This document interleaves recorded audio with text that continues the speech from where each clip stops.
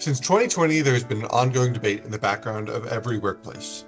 The traditional model of work had to be discarded for nearly 2 years, and companies had to find solutions. The rapid adoption of remote work brought benefits and drawbacks across sectors, departments, and individual jobs. But now, as workers return to the office, adopt hybrid schedules, or settle into their remote setups, next steps are necessary to keep workers happy, healthy, and working at their best wherever they are. Welcome back to the Briotix Health Spotlight. Today we are joined by Kristianne Egbert, Senior Corporate Ergonomist here at Briotix Health, for insights into how care is being conducted for these now more prevalent than ever styles of work. Are your employees working safely? What ergonomic trends should you avoid for hybrid work? And how can you make your work-life balance better? Find out all this and more on today's episode of The Spotlight. Kristianne, thank you so much for joining us once again on the Briotix Health Spotlight. It's always a pleasure to have you on. Today, we're talking about hybrid work and the overall transition back to the office that we have been seeing in the last few years. As a CPE, what do hybrid work environments make you think about? What's those top 5 things that jump into your head when you think about hybrid work? Okay. When I think about hybrid work itself, for somebody that truly has a hybrid position, I think about the inconsistency of setups between home and work, right? If somebody has, I mean, it could be something as simple as my keyboard at home is different than my keyboard at work. For those of us that have a personal laptop and a work laptop, right? I can tell you that my personal laptop, it doesn't have a delete key. I don't know why. But for me, when I'm typing, I'm then sitting there really struggling, like, why is there not a delete key? That inconsistency can really throw off your productivity to a certain degree, right? Because if I come and, okay, I'm working from home today, I'm like, oh, right, I've got this different computer. I've got a straight keyboard here instead of a curved keyboard, whatever. You're basically almost having to reteach yourself how to type. And you might get good at that back and forth, but ultimately that inconsistency, it's going to feel different, and I think it's going to slow you down a little bit. So I think that's one piece of it.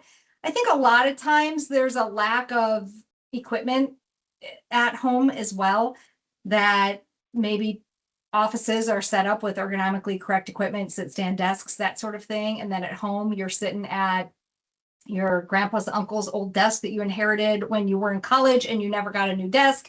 And ultimately, your ergonomics team or whoever is overseeing your office safety overall, they don't get to see what your home setup is, right? So if you're like, yeah, my shoulder is hurting, and they come and they assess your workstation and everything looks fine, are they thinking about how you're working at home? Do they know what it looks like when you're working at home? I think there's a lack of visibility that comes with that. Yeah, probably the biggest pieces. I mean, even when I'm sitting in my chair at home, I'm constantly, bouncing on the balls of my feet. And I know that if someone ever came and was looking at me, I'd be sitting, hitting my best posture that I can, making sure, I look really ergonomic in my positioning. But it's, that's something that, might not be considered when looking at those home office setups. And I think as we jump into our next question, it's going to set up an interesting dynamic in this conversation, because your response to the first question already sets a kind of boundary between the topics here of hybrid work versus transition back to the office. So once again, as a certified ergonomist, what are you thinking about when a company starts thinking about transitions back to the office, especially from hybrid or fully remote work? The first thing that I think about is going to circle us back to one of our earlier spotlights that we've done and a presentation that I've given at conferences. It's going to take me back to the soft skills, because believe you me, we've all known somebody, luckily I haven't had to move into an office, but we all know somebody that has been working at home since COVID, and suddenly they're being asked to go back into the office, whether part-time or full-time.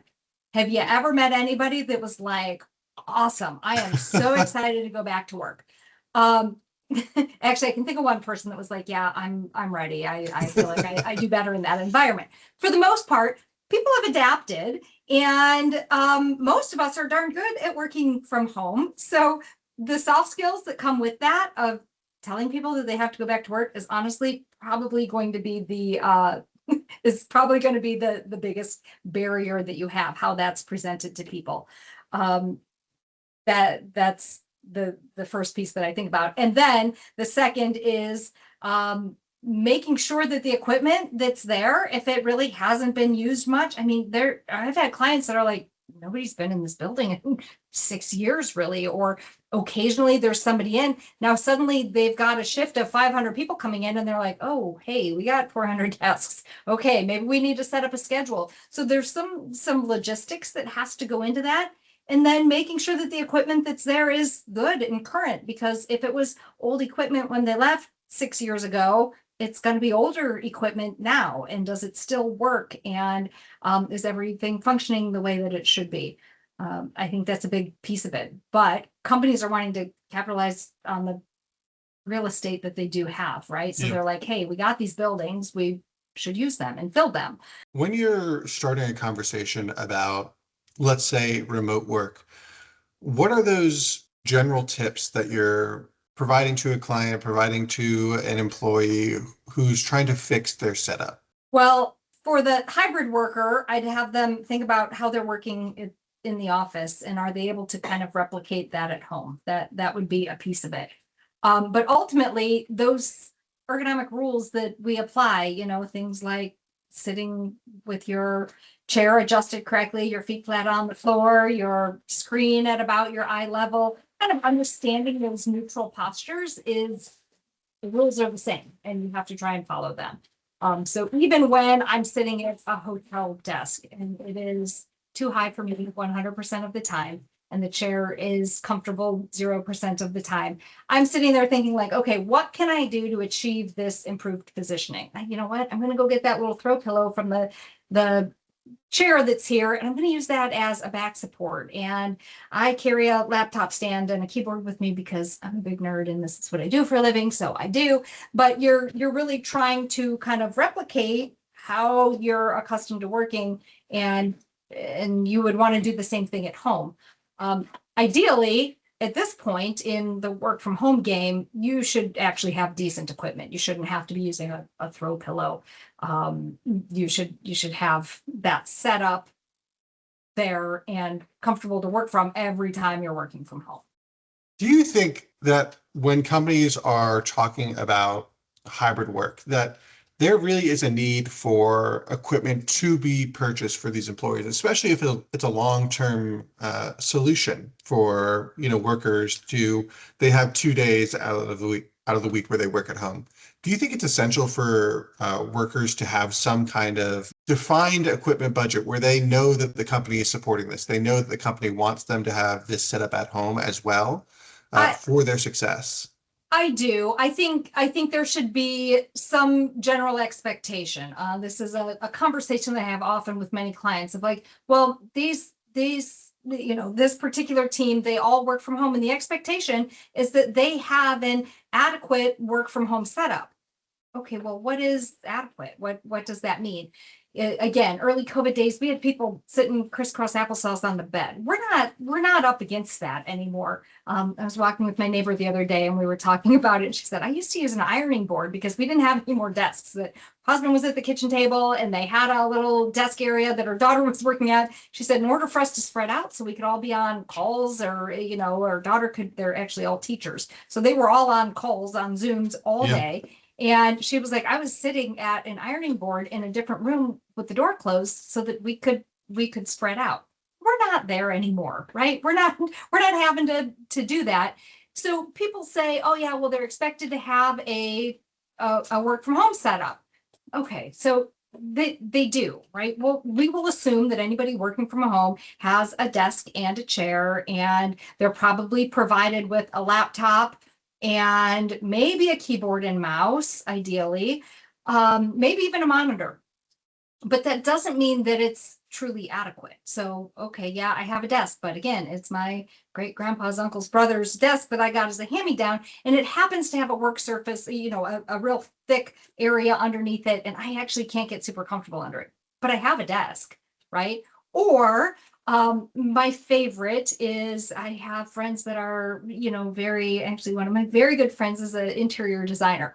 And she will pick the prettiest chair. I'm like, oh, look at this nice office. I'm like, girl, there is no back support on that. It's like a bucket Yeah. chair. Nobody wants to sit in that, right?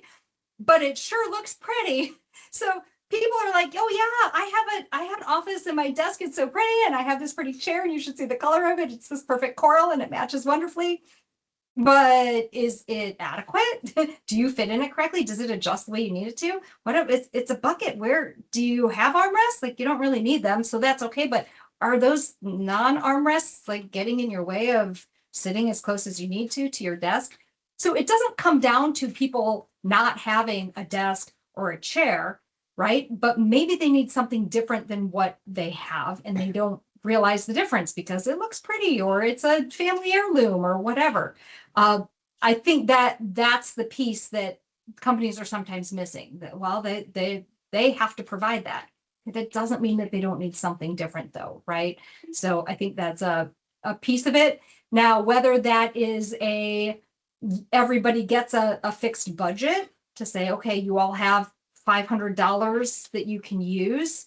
Maybe after you go through a virtual assessment, you can take that budget and put it towards your equipment that you might need.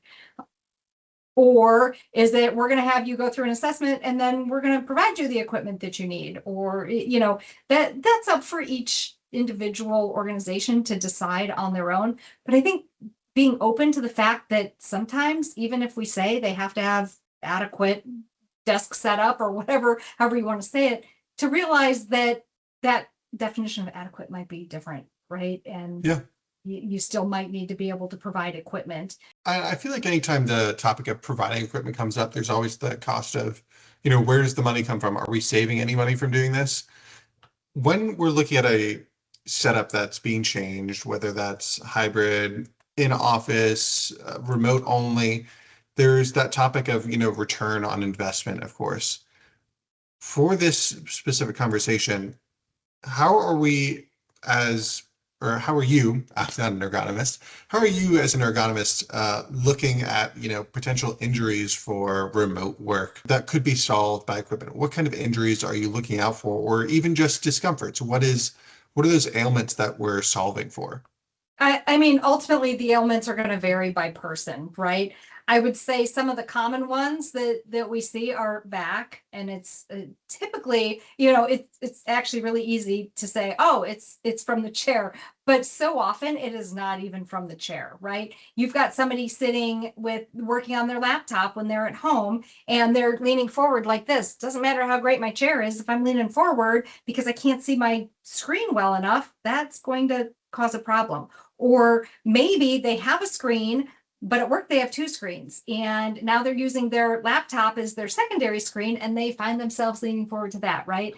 So, back issues, I think, is a big one. And honestly, even more than hands and wrists, I feel like maybe we have a little bit less of that in terms of office injuries. I think the other big one that we really see is shoulder discomfort, and it is almost always due to either the height of the desk, kind of the height chair mismatch, or reaching to a mouse.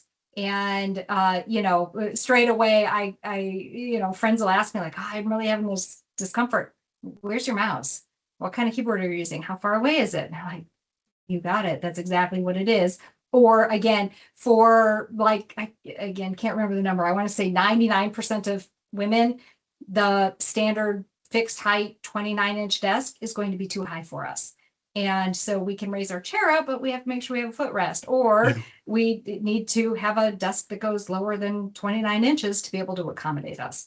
So those two, I would say the back and the shoulders are the most common, but what's causing the issue is really just going to depend. Yeah, I think for injuries, if I'm remembering the stats off the top of my head, I think carpal tunnel still leads at like 24%, but really? it's the gap is shrinking every once in a while. All right. Well, I'll say that if the gap is shrinking every once in a while, the equipment that we have available at reasonable cost is so much better than what it used to be, right? Yeah. It used to be to get a split keyboard. It was this really super fancy thing. And now they're just kind of standard that, you can get great ones on Amazon for $50 and you can get a nicer one for $100, but it's not out of the question, right? It's not something that is like, oh yeah, I'm never going to be able to get that.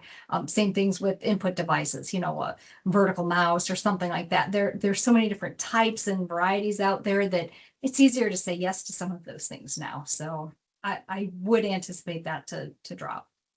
Yeah. And I think, like you said just a moment ago, it really does come down to the person, which is why, at Briotix, we really recommend doing those virtual assessments or even in-person assessments to understand what's the environment you're working with. How can we help you? How does this fit your body, your work style? Yeah. Really the virtual assessments are a very important piece, but even before that, giving people the opportunity to do a self-assessment. Our Briotix Works platform really steps you through, and it's not just a self-assessment because it's kind of teaching you something at the same time, right? It'll ask you, where is your keyboard? Can you reach your keyboard without reaching? And if you can, it was like, were you able to adjust that? And it's letting the person step through that on their own time in multiple environments. That's exactly what you want people to be able to do. Help them help themselves first, and then if they still need help, we can extend it onto those resources. So it's a good kind of cost savings in the short term too. I think the other thing to think about when it comes to the equipment is sometimes we're like, well, you have to go through this virtual assessment before you can request equipment. Well, you could have paid for the equipment if you would have, stepped through that self-assessment first, come to the realization that, oh yeah, this might be helpful. Maybe I should just order, maybe I can order this keyboard. Letting people help with those decisions and kind of help themselves first. It's great cost savings, I think. Yeah. And speaking of decisions, we'll have one last one before we end our conversation today. Kristianne, what is your number one piece of equipment for the home office? Well, it depends on what they start with. I know earlier you mentioned you're always carrying around your laptop riser, right? Yeah, more importantly for me than my laptop riser is actually, for me, it's my mouse because I am not very good at trackpads in general. And I think that might be a me problem. I'm not sure. For me, absolutely, your input devices. Like, you shouldn't just be working on your laptop, right? If I have my keyboard and mouse and I'm sitting at a hotel or I'm sitting at a desk that's too high, or maybe your home desk is too high, like, I will not hesitate to put that keyboard on my lap so that I can be working in a better position. Now, in a home office, you shouldn't have to be doing that. So again, I'll make the assumption that they are provided a keyboard, a mouse, and a monitor at a minimum, in which case I think the laptop stand is very important if people are used to working with two screens. And then after that, just making sure that they have, the ability to adjust themselves to the correct height, whether that's with a chair that adjusts correctly. Sit stand desks used to be like, don't ever suggest one, they're too expensive. I can go on Amazon and get a fairly decent one for like $150. Yeah. So that I've got keyboards that are worth more than that, quite frankly. So I think it's really just a matter of making sure that there is that standard equipment, letting people pick what works best for them. Don't just give everybody a flat keyboard. If somebody wants the split keyboard, allow them to have that, right? And then adjust from there. That sounds wonderful. Kristianne, thank you so much for joining us today, giving us all your opinions on working from home and the equipment that you might or might not need. Thanks for having me.